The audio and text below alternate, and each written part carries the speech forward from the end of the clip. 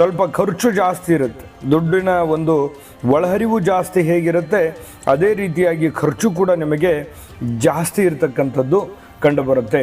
ಕೆಲವೊಂದು ಸಂದರ್ಭ ಹೀಗಿರುತ್ತೆ, ನೀವು ಏನೇ ಒಂದು ಒಳ್ಳೇದು ಮಾತಾಡಿದರೂ ಕೂಡ ಕೆಟ್ಟದಾಗಿ ತಿಳ್ಕೊಳ್ಳುವಂತಹ ಜನಗಳು ಜಾಸ್ತಿ ಇರ್ತಾರೆ, ಅರ್ಥ ಮಾಡ್ಕೊಳ್ಳದೆ ಇರ್ತಕ್ಕಂಥ ಜನಗಳು ಜಾಸ್ತಿ ಇರ್ತಾರೆ. ಹಾಗಾಗಿ ನೀವು ಒಳ್ಳೇದು ಮಾಡಿದ್ರು ಅಲ್ಲಿ ತಪ್ಪಾಗಿ ತಿಳ್ಕೊಳ್ಳುವಂಥದ್ದು, ತಪ್ಪಾಗಿ ಅರ್ಥೈಸ್ಕೊಳ್ಳುವಂಥ ಸಾಧ್ಯತೆಗಳಿದ್ದಾಗ ಅವರಿಗೆ ಅರ್ಥ ಮಾಡಿಸುವಂತಹ ಪ್ರಯತ್ನವನ್ನು ಮಾಡಲಿಕ್ಕೆ ಹೋಗಬೇಡಿ.